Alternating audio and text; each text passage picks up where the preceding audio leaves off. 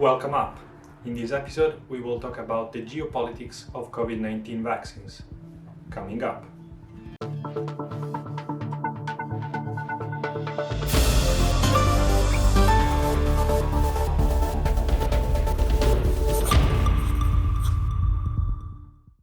Hello, I'm Understanding Politics, and in this channel I talk about political theories and debates to students as well as curious and passionate people, just like you. If you follow the news so far, you will know that there are a few COVID-19 vaccines already available. The one from the German-American company Pfizer-BioNTech, the one of Moderna, the one developed by the University of Oxford and AstraZeneca, the Chinese from Sinopharm, and the Russian Sputnik V. We already know from public trials that the two American vaccines have an efficacy which is between 90 and 95% after 2 doses injected. After a trial on a large pool of individuals, scientific publications have confirmed that the British one has an efficacy above 90%, while also being cheaper than its competitors. Similarly, after public trials, the vaccine of Sinopharm has proven to be the less effective, with a declared efficacy of 79.34%. The Sputnik V vaccine has been the most controversial so far. In fact, this was the first vaccine being announced, but until November 2020, scientific experts declared that the vaccine did not pass any international trial, and there was no hard evidence that the efficacy was above 90%, as the producing company suggested. The Russian lawyer Svetlana Zavidova, leading the Russia's Association of Clinical Trial Organizations, said that she was afraid that they looked at the results of Pfizer and simply added 2%. This would partially explain why no country purchased vaccines from Russia when they were first announced. Only recently Hungary and Belarus bought Sputnik V vaccines, but this seems more like a political move from governments with similar political ideals rather than a statement on the efficacy of these vaccines. The risk is in fact that the vaccine is ineffective, not dangerous.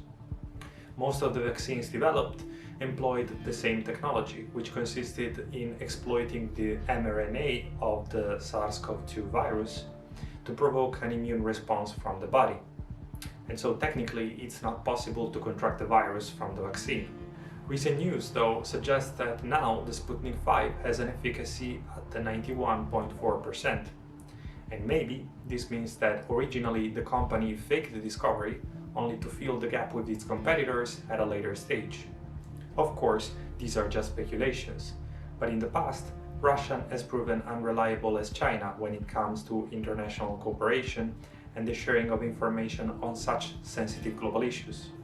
As a matter of fact, we are talking respectively of an open anocracy and an autocracy, or to put it simply, of two authoritarian states without a free press. These speculations are backed by the fact that the Gamaleya Research Institute in Moscow that developed the Sputnik V vaccine is public. On the opposite, Pfizer and Moderna are private companies. Usual disclaimer, if I'm saying that the Chinese and Russian governments are unreliable, I'm not saying that Russians and Chinese themselves are bad. Quite on the contrary, I feel they would deserve much better at the socio-political level. Moreover, this video is not about the altruism of Western states. Quite at the opposite, they have shown the worst possible behaviors. Already on the 31st of July 2020, the US announced the largest deal to date with pharmaceutical companies to ensure COVID-19 vaccines, but China, India, the United Kingdom and members of the European Union did the same. This vaccine nationalism reflects business as usual in global health. But this practice is counterproductive.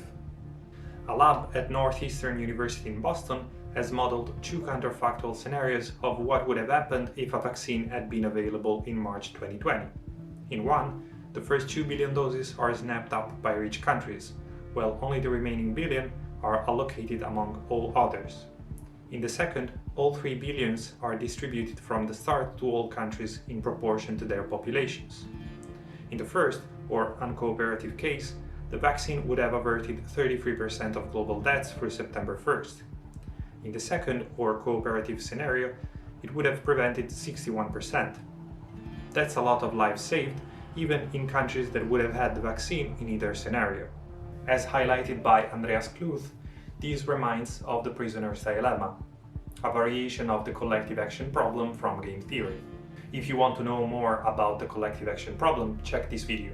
The following is an example of prisoner's dilemma from the Stanford Encyclopedia of Philosophy. Tanya and Sinke have been arrested for robbing the Hibernia Savings Bank and placed in separate isolation cells. Both care much more about their personal freedom than about the welfare of their accomplice. A clever prosecutor makes the following offer to each. You may choose to confess or remain silent. If you confess and your accomplice remains silent, I will drop all charges against you and use your testimony to ensure that your accomplice does serious time.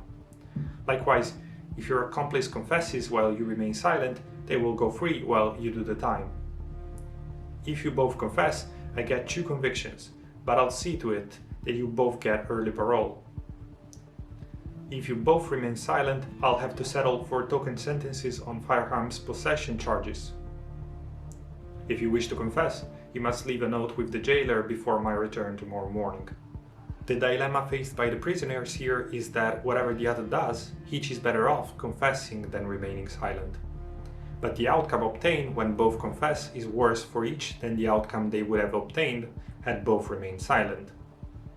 A common view is that the puzzle illustrates a conflict between individual and group rationality. As for the prisoner's dilemma, while countries should cooperate to achieve a satisfactory outcome for everybody, they try to steal the win, maximizing their profit.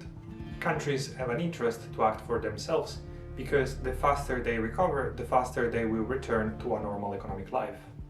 To prevent the poorest countries being left out from vaccination, along with Gavi and CEPI, the World Health Organization set up COVAX, a global coalition to fight epidemics that should help, in this specific case, poor countries to get vaccines. Still, according to Arnaud Berner, head of global health at the World Economic Forum, out of the 12 billion doses that the pharmaceutical companies are expected to produce in this year, 2021, 9 billion have already been reserved by rich countries. COVAX has not secured enough doses, and small countries such as the Pacific Island nation of Palau already pulled out of COVAX, announcing that they will expect vaccine donations from the US. Similarly, the Republic of Moldova is expecting 200,000 doses donated by the neighboring Romania. Malaysia, Peru and Bangladesh decided to remain in COVAX, but they started alternative deals with other drug makers. The issue here is again moral, because while rich states will get immunized, the poorest countries will continue to struggle and die because of the epidemic. One of the problems is that the technology behind vaccines remains private. South Africa and India have asked the World Trade Organization to waive some provisions regulating the intellectual property rights to make it easier for manufacturers in poor countries to produce COVID-19 drugs and vaccines. But of course, rich countries are reluctant to allow it. In these conditions, the epidemic will plague the poorest countries throughout 2021 and more. This is yet another proof of the fact that international cooperation is an indispensable step for our survival as species. Thank you for watching. You can check the sources in the references section of this video description. While Albert Tucker is the mind behind the branding of the prisoner's dilemma, it is believed that he may have discussed it with his famous graduate student John Nash, whose work from 1950 contains similar problems. For those who don't know him, John Nash is the main character of the movie from 2001, A Beautiful Mind.